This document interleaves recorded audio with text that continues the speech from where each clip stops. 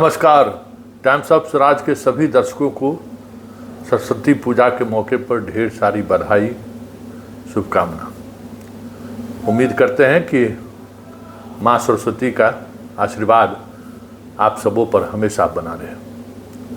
देखिए, आज सरस्वती पूजा है और मैं बिहार से लगभग 1000 किलोमीटर दूर बाबा जगन्नाथ के दर्शन के साथ उड़ीसा के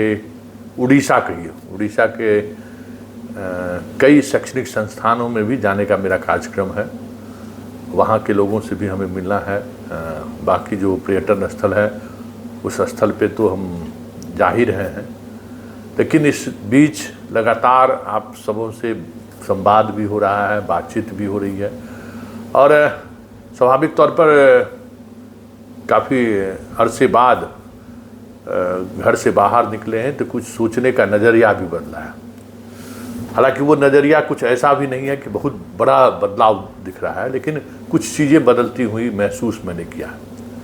देखिए, ये जो आप सबों के शिक्षकों की हम बात कर रहे हैं या छात्र की बात कर रहे हैं, ये जो लड़ाई है ना, ये लड़ाई आपकी अपनी लड़ाई है और ये लड़ाई आपका कोई दूसरा नहीं लड़ सकता है। मतलब कई तरह के फोर अब हालांकि उस पर बड़ी कार्रवाई हुई है। चलिए, ये आप सबों का आशीर्वाद और प्यार है कि मैं जो खबर चलाता हूँ उस खबर पर मुख्यालय संज्ञान लेती है, जिला के अधिकारी भी संज्ञान लेते हैं, वजह जो भी हो। हमने इंटरमीडिएट की परीक्षा के दौरान जो खेल हुआ है, गार्डिंग को लेकर जो खेल हुआ, उसमें समस्तीपुर, दरभंगा, औरंगाबाद, बांका, कई ज़िले हैं बिहार के, अधिकांश जिला से कह सकते हैं कि एसीएस के वीडियो कॉन्फ्रेंसिंग में फटकार के बाद जांच हुआ है तो सैकड़ों शिक्षक बेवजह डिप्टेशन पर पकड़े गए हैं और उनका डिप्टेशन रद्द भी हुआ है। ये खबर आप तक तो पहुंची गई होगी। तो ये सब आपकी वजह से हो रहा है।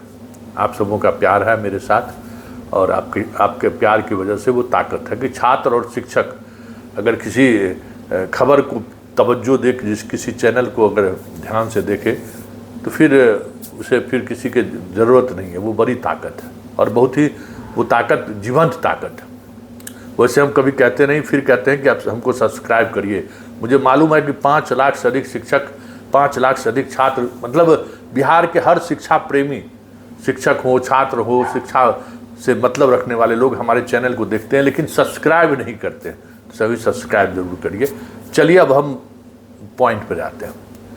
देखिए, अब एक ओबरा से शिक्षक फोन के 2 महीना से उन लोगों को वेतन नहीं मिल रहा है। वजह क्या है कि वो जो आधार क्या कार्ड बन रहा है वो कार्ड नहीं बना पाए हैं। उसमें बीआरसी जन्म तिथि को लेकर समस्याएं खड़ी कर रही हैं। उसमें बीआरसी की भी बड़ी भूमिका है, उस विलम्ब होने में फिर भी वेतन बंद है। अननेसेसरी तंग करता है शिक्षा विभाग का अधिकारी। पैसा आप बताइए न, पटना कई ज़िले से हमको शिक्षक फ़ोन करते हैं कि आप जो अपना एब्सेंटी जमा करते हैं उसमें पर शिक्षक 100 रुपया जो है सो देता है बीआरसी के कर्मचारियों को। इस तरह के का व्यापक भ्रष्टाचार की बात सामने आती है। एमडीएम में ले लीजिए, स्कूल में जो कुछ भी हुआ, बेंच डेस्क में जो कार्रवाई हो रही है देख रही है, और ऊपर के लेवल के अधिकारियों की मंशा सिर्फ और सिर्फ रहता है कि हम अल्टीमेटली सब कुछ हेडमास्टर के सर पर फोड़ के हम अपना पाप धो लें। देखिए, ये इसलिए हो रहा है कि आप अपनी लड़ाई खुद नहीं लड़ रहे हैं। हम कहते थे ना, लोग हमें कहते थे कि आप ब्रजव्यासी जी का काहे विरोध करते हैं। हम विरोध नहीं करते, काहे हम विरोध करेंगे। अब बने, अब हर साल 4 करोड़ 5 करोड़ रुपया आएगा, अपना फंड देंगे, जैसे काम होता है पॉलिटिशियन का वैसा काम होगा।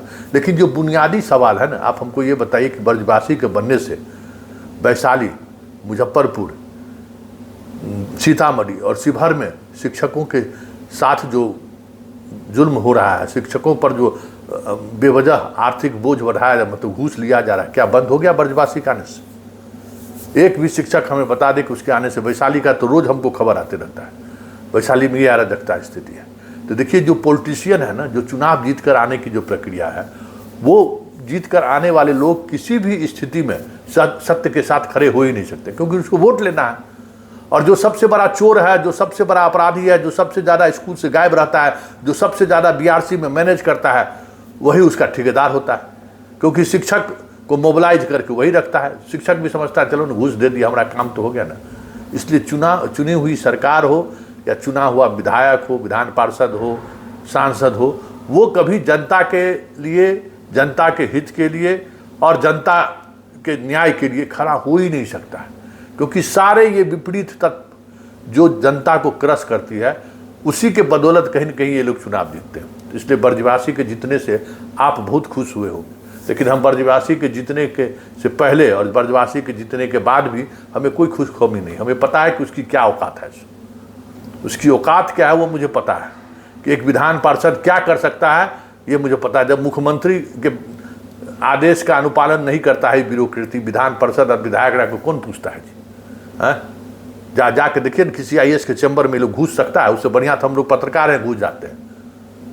घुस नहीं सकता है, और जाएगा तो वहाँ मिमियाता गिर गया था, सर देख लीजिए ना, सर देख लीजिए ना, सर थोड़ा देख लीजिए। इसलिए कि ये सरकार के खिलाफ बोल सकता है, पदाधिकारी के खिलाफ बोल सकता है, लेकिन सिस्टम में जो भ्रष्टाचार है ना उसके खिलाफ ये भी नहीं बोल सकता है।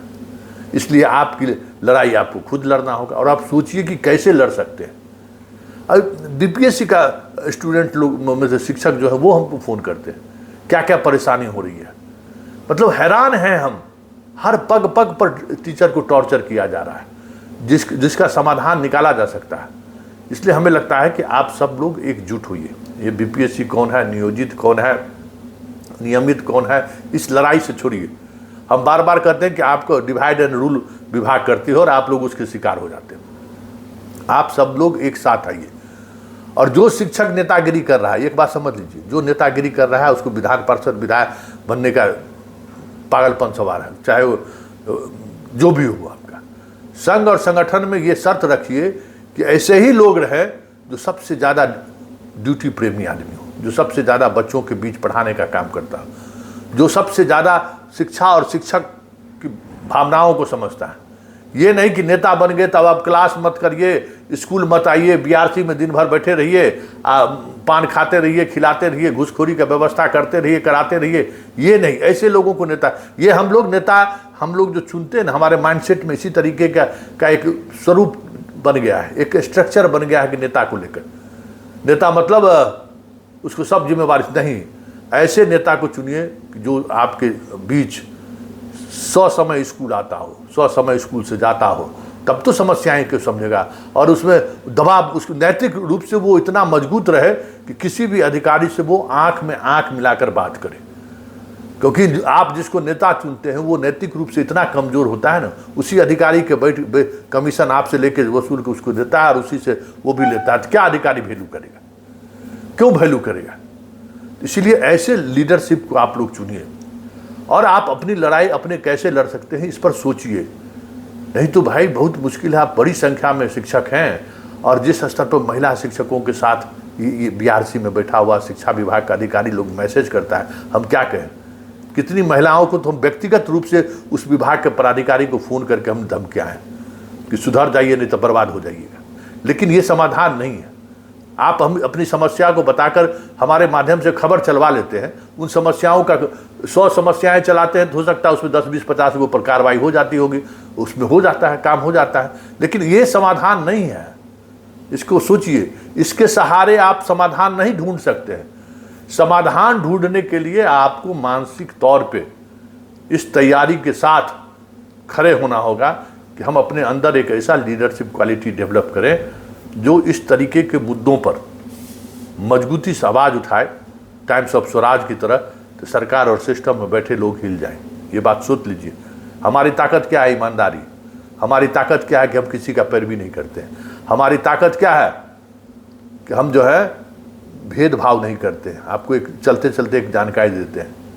इंटरमीडिएट के प्रैक्टिकल में एक मुस्लिम लड़का, उस समय मेरा भी आँख खराब था, वो चेन्नई में भर्ती था, और उसको टीचर कहा कि नहीं आना होगा प्रैक्टिकल में। आया, लेकिन गाड़ी 24 घंटे लेट हो गई।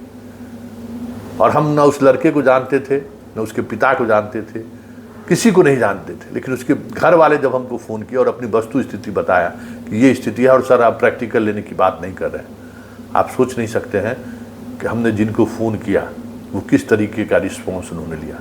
और उसका प्रैक्टिकल ख़त्म हो चुका था, फिर भी उसका प्रैक्टिकल उन्होंने कराया। तो ये, लेकिन ये व्यक्तिगत रूप से आप किसी समस्या का समाधान निकाल कर बहुत कुछ नहीं कर सकते, व्यवस्थाएं नहीं बदल सकती हैं। बात व्यवस्था बदलने का है, एक ऐसा व्यवस्था बनाइए जिसमें सहज और सुलभ तरीके से चीज़ें सबों के लिए होता रहे, नहीं तो फिर ये लड़ाई बेमतलब है, कोई लड़ाई का मतलब नहीं है। एक दिन हम भी हार जाएंगे, हम भी अपना चैनल बंद करके घर पर अपना आराम से बच्चों परिवार के साथ मस्ती करते रहेंगे, हार जाएंगे, क्या करेंगे?